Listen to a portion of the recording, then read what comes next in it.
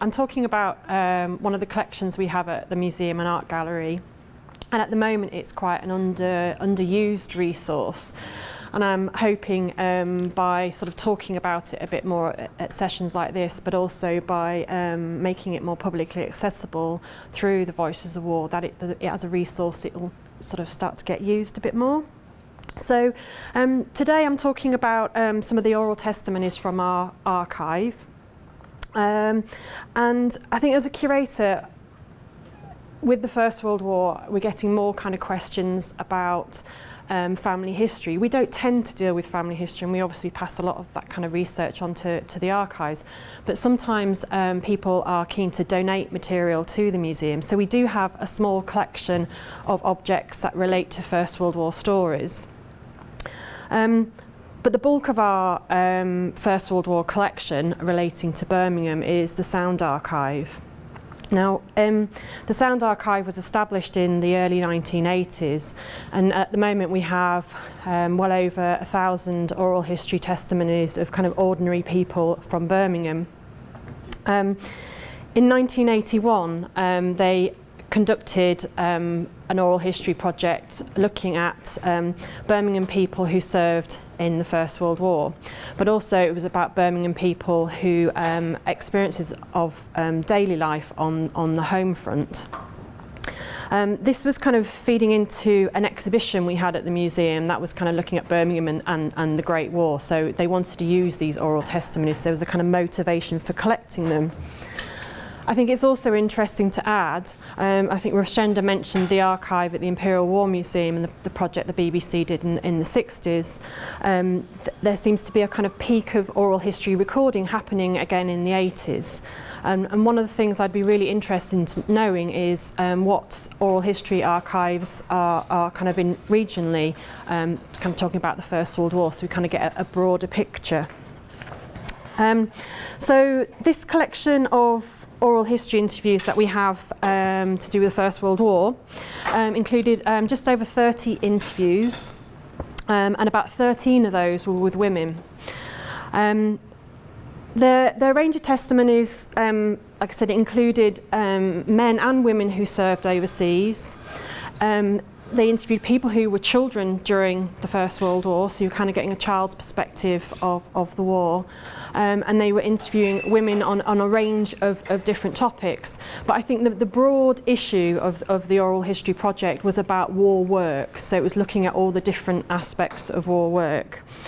There are many things missing within this topic. I suppose a kind of black history aspect to the the First World War. People weren't interviewed, or people didn't come forward at that time.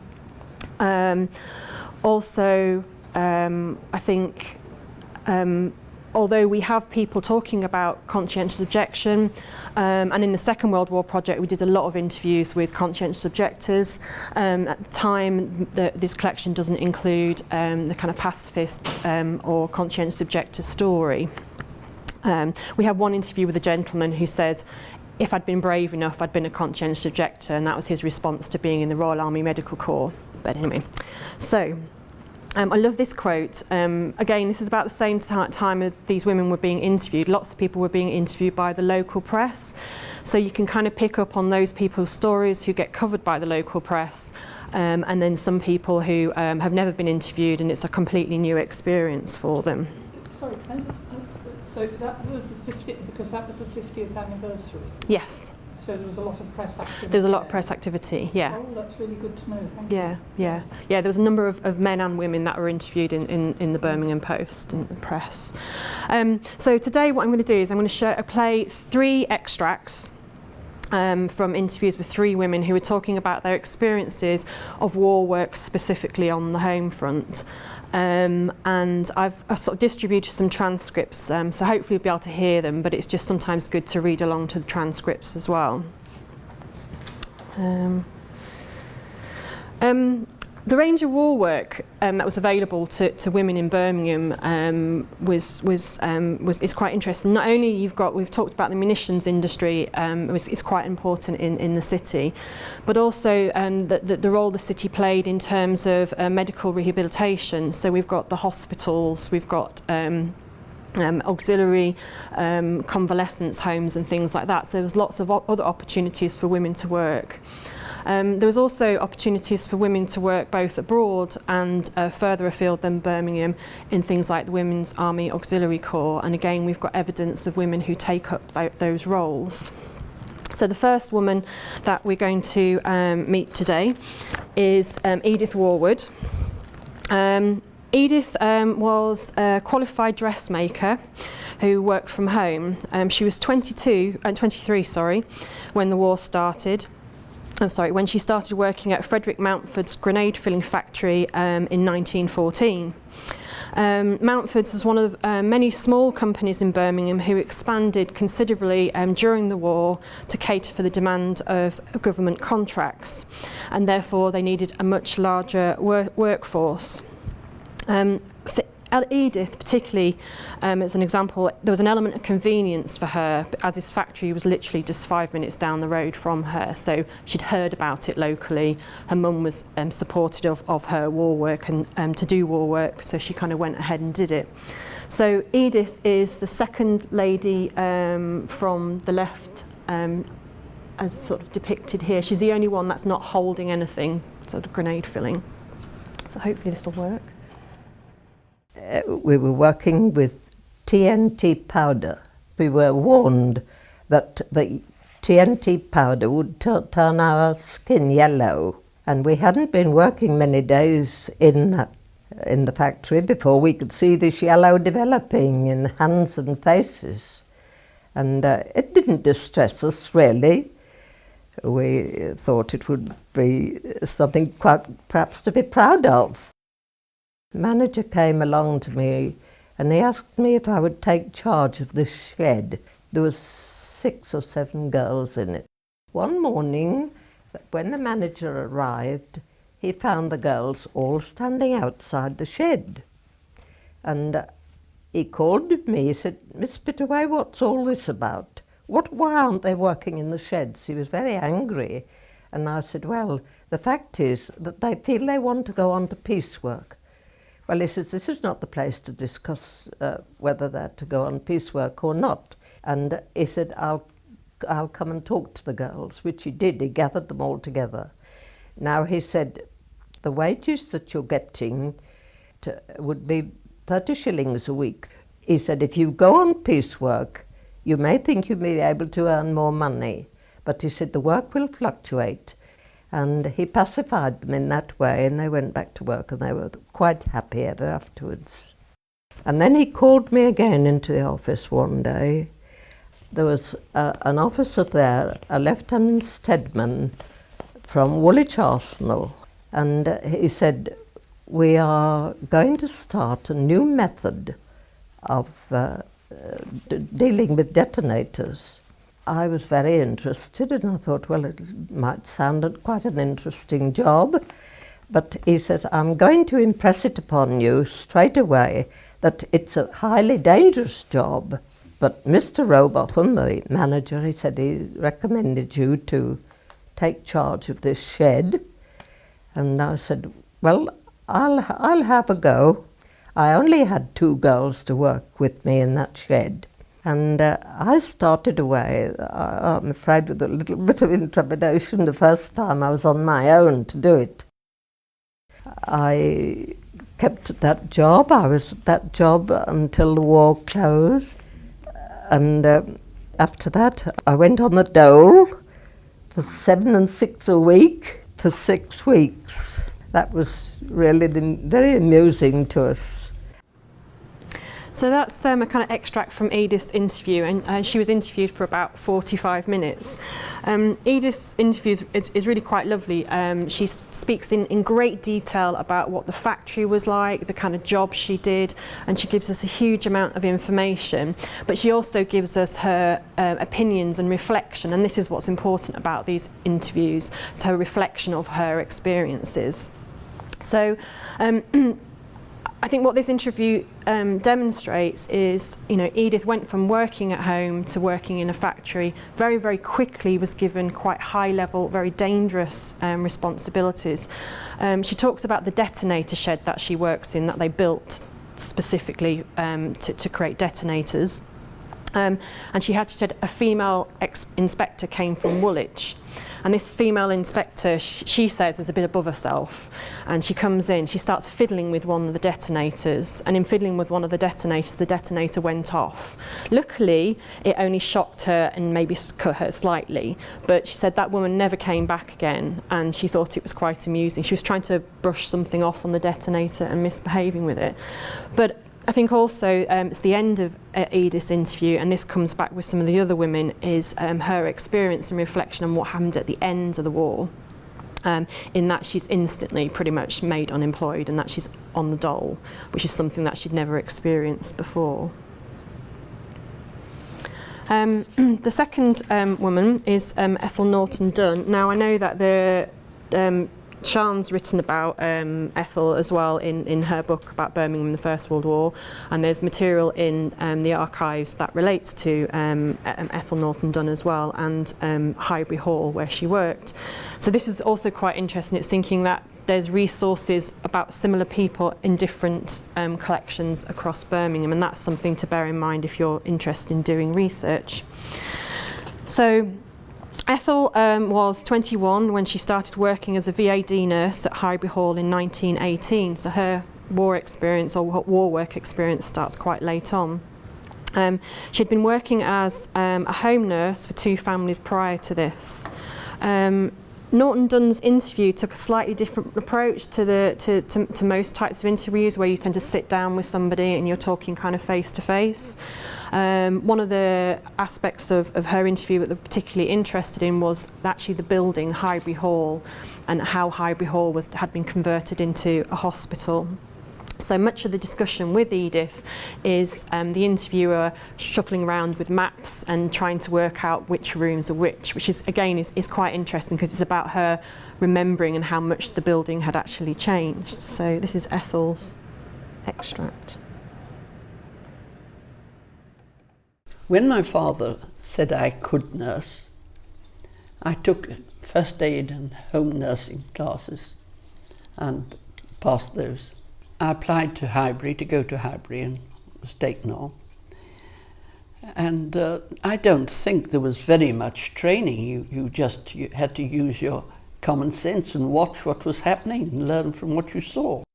I was just 21. He wouldn't let me go before. And I said, I'm free. Of course I had no money, and he paid for all my uniform. It was all made at Fordridge, and my coat, was made to fit the St. John's coat and hat. Funny about father, you see, he never questioned anything like that. But it was very difficult to persuade him to let me go. But we all looked immaculate. The hut was opposite the front door on the way down to the lodge, and they'd only been here a few weeks, and I was put on night duty there. And I was terrified. I had to walk through this long ward of sleeping men, and sister with a lantern, because it was blackout, and showed me a little tiny room at the end. And I had to sit there all night, and I suddenly see the men getting out of bed and not knowing anything about it. I thought they were coming to attack me or something. I was awfully nervous. But the sister showed me all the bottles in the little room at the end, and said, if one does this, give him that. If another does this, give him that. About 10 things. And I hadn't the faintest idea of anything. I was theatre nurse for 6 months. And then I was put in charge of the plaster room, which was a new apartment. And the matron came along one day. She said, you have caused some trouble. So I said, what have I done? She said, there's been a meeting of all the sisters. They're all furious that a nurse should be put in charge of a department. Couldn't be allowed. So she said, do you mind? Do you mind reporting to one of them? My father was very nervous and apprehensive at me mixing with soldiers because he thought they were very rough and they might say things they shouldn't. And the whole time I was here, I never heard anything that I couldn't have repeated to you. They didn't take advantage of you, is the word. I mean, they Yes. behaved beautifully. So that's Ethel's interview. I think Ethel highlights some interesting elements within her discussion. One thing is about women fitting into existing workspaces who are maybe not professionally trained nurses, so the experiences of VAD nurses who are obviously proving themselves quite highly. You're finding sisters and nursing staff who are much higher don't want to be seen and managed by them. But also, in contrast to the previous interview, Ethel's talking about it's her relationship with her father and having her father's permission to kind of go ahead into this job, and her father's concerns about her mixing with men of, I think, predominantly a different class, but also just mixing with men generally. One thing Ethel really doesn't talk about in her interview is, she talks about soldiers in context of them all being very well behaved and being beautiful and being really kind of, good men, but she doesn't talk about the kind of range of actual, trauma experiences that they might have had and the kind of things that she would have been confronting. She doesn't even approach that.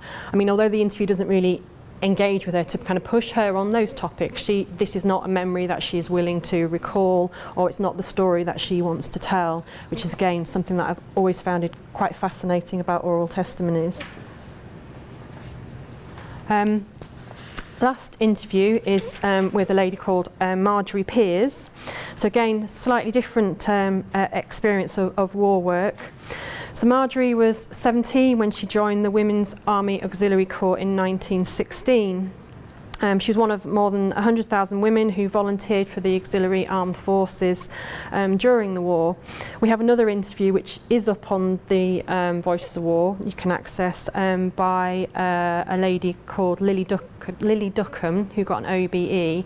Now, she was much older than Marjorie, so she had the option of serving overseas. And when asked whether she wanted to serve overseas or on the home front, she said, I want to serve overseas because that's what the men are doing. I want to be in that position. I don't want to be at home. But Marjorie talks about that she didn't have that option because she was too young. So prior to the war, she was undertaking an apprenticeship as a fashion designer whilst working for a Birmingham company. So again, she's kind of training up for a profession. When Marjorie volunteered for the Women's Army Auxiliary Corps, her dressmaking skills led her to work at Stonehenge Aerodrome. She plays a vital role in the Royal Flying Corps in the repair and reconstruction of damaged aeroplanes. She worked directly on the flying ground, and this is this photograph showing her in that sort of setting. And she was one of the few women who were working on a military site alongside thousands of men. Marjorie's interview takes a slightly different approach, and one from my point of view is not really ideal. She's interviewed by two people. Now, I don't actually think this was an intentional thing, but what happens is you get two people talking to her at the same time, and I think at points she finds that quite confusing. So in her extract, we've actually got hearing the interviewer's voices as well. So. And did many girls go into the forces, or was that an unusual thing? Oh, it was unusual because you had to get parents' permission and and all that. I was going to ask you, what did your parents think about you joining? Well, to tell you the truth, I went and joined first and then came home and told them. And of course all my father said then was, you made your bed, you lie on it, because he would never let me go. How old were you exactly? Well, I'd got to be 18 to join, and I was 17 and said I was 18. Did you ever meet any of the pilots of the Royal Flying Corps? We were there with them, you see. Yes. And we used to travel every day from Larkhill to Stonehenge, which was an aerodrome. And were you working alongside men? The men were carpenters making all the framework in the sort of next shed to us. And then they came to us and we covered them. If the men and us repaired a plane, they had to take the first flight, except that they didn't let the girls do it, the men had to do it. In those days, they were very strict with us. We were sort of locked in the camp, you know, you weren't free to do as you liked. This is more for the women than the men. Oh, yes. Did you have chaperones or anything like that? Well, no, we had our officers who, you know, they kept their eye on us and all that sort of thing. We worked all the time, more or less. What pleasure we had was in the camps. When the war was over, how did you feel about coming back to civilian life? Oh, I think more or less I was pleased, you know, I'd sort of had a run, like, you know. What did you decide to do? I think I went back to the same firm, only through going away like I did, I broke my apprenticeship and I had to go in the making side of it then, so today I'm a tailoress. That after the freedom of the army, how did you feel living at home? Was your father sort of... Very restless I was. Yes. I took a long time to settle down. So that one's a little bit less easier to hear. I think there's a lot of distortion in the interview. I think it's interesting to listening to those three women sort of talking together. Obviously, you've got sort of social background, education, playing a key role, and also the age. You know, you've got somebody like Marjorie, who just said was, you know, probably one of the youngest, to Edith being one of the oldest sort of women in the group. They're all talking about their relationship in terms of their families, whether the families supported them outright, whether they had to kind of, you know, debate and argue with their sort of families whether they could go and serve, or whether they just went ahead and did it and then came back and said, I've signed up for something, you know, you can't do anything now. Marjorie's, again, I think quite interesting because, again, she talks about her experiences at the end of the war. So at the beginning of the war, she's a trainee to be a dressmaker, so that's maybe higher. So she comes back at the end of the war. She can't fit back into because she's left her apprenticeship, she can't go back into the same apprenticeship. So there seems to be no allowance made for the fact she spent time doing war work. So then she has to retrain again, and she retrains as a tailoress, which I'm not sure whether that's maybe a lower level sort of skill for her. She speaks specifically about feeling restless at the end of the war. She's had this experience, this adventure, this responsibility. She's left home. She's now coming back, and she's having to fit back into this set of behaviour, as Shenda was saying, this kind of pre-war sort of ideal. It's interesting with Marjorie, as soon as the Second World War starts, she again enlists into kind of into service, and you know, first opportunity she's away. Now with Marjorie, I'm not sure. The other two women both married. I'm not sure with Marjorie whether she actually married. That wasn't really recorded in the documentation. So I think what I really fascinating about this, and for me it is a point of something that I'd like to take further and do more research. So at the moment I'm kind of looking at these kind of quite simply really, I'd be interested in comparing these interviews with the interviews done in the Imperial War Museum, because they were an earlier period in time, whether how women are reflecting on their experiences, whether there's a change. I'm interested in finding examples in other regional collections. I think that would be something, a mapping exercise would be really interesting. I'm aware of the Imperial War Museum, East Midlands Oral History Archive, which is a massive, they did a huge project again in the 80s. So I'd like to see more examples of these interviews being made accessible. Again, we're in the process of uploading everything to SoundCloud, which will be available here. It's taking us a little bit longer, but hopefully we'll have all the interviews, so you'll be able to use them, research them, you know, kind of do that kind of thing. So I'm hoping that other people will kind of start looking at this material and making new conclusions, because I think it's a real unique opportunity to have people actually talking about their experiences, rather than, you know, sometimes just reflecting on other people, reporting on people's experiences. So thank you.